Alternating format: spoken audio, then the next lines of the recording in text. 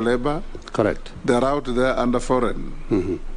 So I think it's when they're addressing that, then it's a cross-cutting issue. Maybe the two ministries need the government has collective responsibility, and the minister, if approved, may wish to work very closely with labor to ensure that they synchronize the process and continue monitoring and managing our Kenyans out there. Thank you, Speaker. And I also want to thank the nominee. You know, he has actually specified, specifically which some of these countries are. You know, the issue has also been generalized, but now when it comes with a particular area that is bringing this problem, then I think it is important. He also mentioned that he wants some of these properties that he has is out of the income he earned when he worked in the Middle East, if I heard him correctly. Maybe he needs to give us an experience of then and what is happening now. But the very last one, Honourable Chair, is about the questionnaire, number 27. And I had the nominee giving us a very emotive and very, you could feel where he has come from, and the assistance that he got when he was rising and through his education and missing out to school because of school fees. But Honourable Chair, if you look at number 27, in the pro bono charity work, donation to charity and things, he writes not applicable. I mean, Honourable Chair.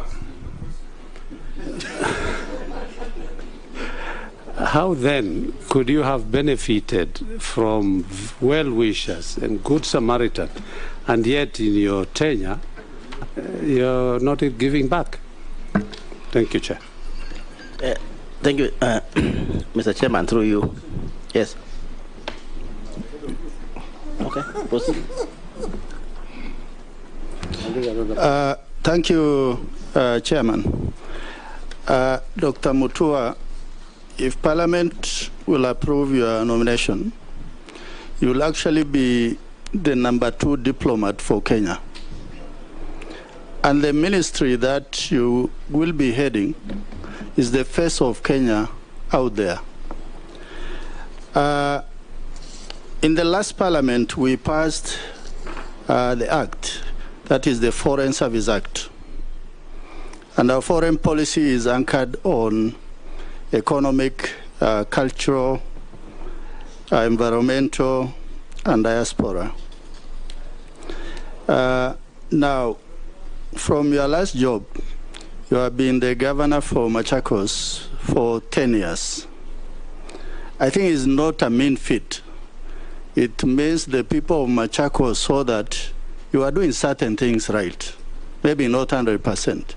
So my question is, what is the new thinking or new initiative that you are likely to bring to the Ministry of Foreign Affairs so that it can grow on the pillars around which the Kenyan foreign policy is anchored? Thank you, Chair.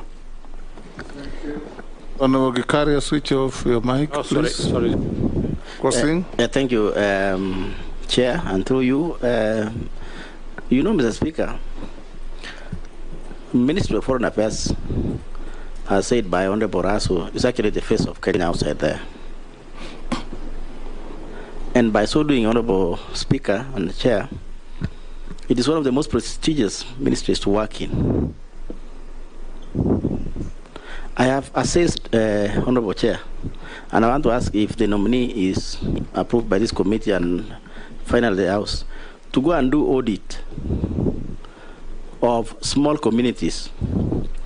Now they come from Kenya Kwanza, which is bottom-up economically. I want him also, when he's going there, to look at the bottom-up community, so that to see, actually, is foreign affairs face of Kenya.